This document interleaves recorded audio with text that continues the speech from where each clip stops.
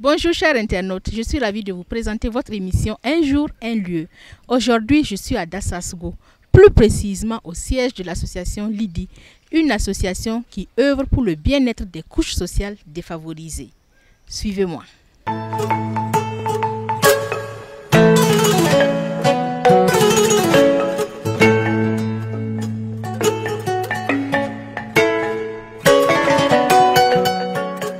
Je suis avec M. Yempabou Namwano, le coordonnateur de l'association Lidi.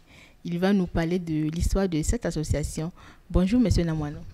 Bonjour madame. On va vous demander une brève présentation de l'association Lidi et ses objectifs. Merci beaucoup. L'association Lidi est une association chrétienne à but non lucratif et apolitique créée en 2013. L'association regroupe une trentaine de membres et emploie 12 personnes, dont 6 femmes et 12 hommes. Voilà. Il faut dire que l'association Lidi est dirigée par Dr Hortense Karambiri. Son objectif, c'est vraiment d'œuvrer au bien-être des couches sociales défavorisées. L'association Lidi aussi a une vision qui est de voir que les femmes, les jeunes, les orphelins et autres enfants vulnérables vivent dans des conditions de vie améliorées au Burkina. Nos domaines d'intervention sont principalement 3 domaines: la santé, l'éducation et la protection des enfants. Et également aussi en termes d'objectifs, l'association Lidi œuvre à promouvoir le droit à la santé sexuelle et reproductive des adolescents et jeunes, y compris la prévention de la consommation des drogues en milieu scolaire. Et en termes d'objectifs également, elle œuvre pour en tout cas la promotion de l'hygiène menstruelle en milieu scolaire. Également, elle travaille à contribuer à la sécurité alimentaire au niveau des personnes affectées par la crise, et également elle œuvre pour le relèvement économique des personnes affectées par les crises.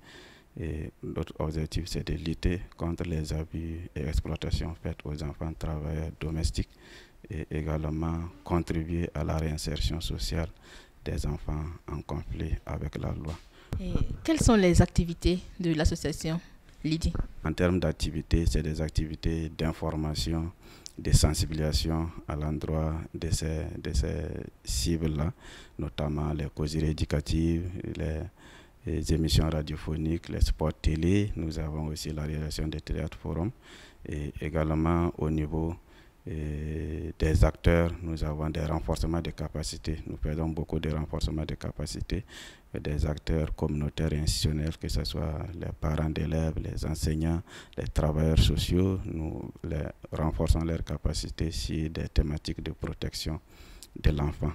Également, nous sommes aussi dans le suivi des enfants libérés de la prison en termes de médiation familiale pour qu'ils puissent réintégrer la famille, mais aussi de formation et de dotation de kits d'installation afin qu'ils puissent mener des activités pour leur autonomisation économique.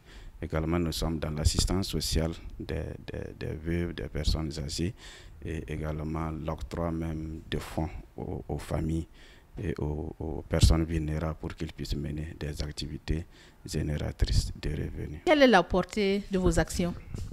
En termes de portée, il faut dire que en tout cas la population apprécie positivement ce que l'association Lidi fait.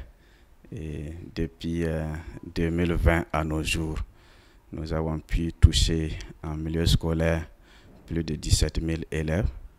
Et également, nous avons pu orienter 105 élèves consommateurs de drogue vers des services de prise en charge pour avoir une prise en charge adaptée. Également, au niveau des renforcements de capacités, à ce jour, nous sommes à 550 acteurs communautaires et institutionnels qui ont bénéficié des renforcements de capacités, et cela a contribué vraiment à améliorer leurs pratiques professionnelles. En termes de sensibilisation auprès des enfants travailleurs domestiques. Nous sommes à peu près de 375 enfants et travailleurs domestiques qui ont bénéficié des sensibilisations sur des thématiques qui visent en tout cas à renforcer leur capacité d'autoprotection. Également, les employeurs aussi ne sont pas laissés. Nous faisons aussi des sensibilisations aux employeurs de ces enfants-là. Et à ce jour, nous avons pu aussi toucher 175 employeurs. Et au niveau de l'appui à l'autonomisation économique des familles, nous avons plus d'une soixantaine de familles qui ont bénéficié d'activités génératrices de revenus. Et à l'heure actuelle, nous avons aussi des enfants en conflit avec la loi qui entretiennent de bonnes relations avec les parents qui sont en famille, qui mènent des activités. Et nous avons plus d'une soixantaine d'enfants en conflit avec la loi qui sont installés pour leur propre compte, où nous les retrouvons dans les différents quartiers de la ville. Et ça réjouit le cœur parce que on a pu contribuer à une insertion professionnelle de ces enfants. Et quelles sont vos ambitions et vos perspectives? En termes de perspective, il faut dire que l'association Lidi compte d'abord étendre ses interventions en ciblant d'autres régions. Ces interventions sont basées dans la région du centre, notamment Ouagadougou, et nous comptons vraiment toucher d'autres régions. Nous sommes d'abord au centre nord. Et pour 2026, en tout cas, nous comptons ajouter d'autres régions. Ça, c'est vraiment un défi pour nous, pour aller de manière progressive, pouvoir couvrir le territoire national. Et également, nous voulons aussi nous lancer dans l'humanitaire.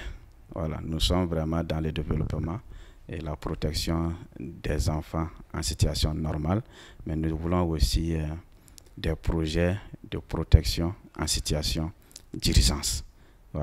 Et c'est lancé dans l'humanitaire et œuvrer aussi pour le relèvement économique des familles dans l'urgence. Voilà, en tout cas, en termes de perspective, ce que nous voulons pour les années à venir. Mesdames et messieurs, c'était votre émission Un jour, un lieu. J'espère que vous avez aimé. À bientôt pour une nouvelle découverte.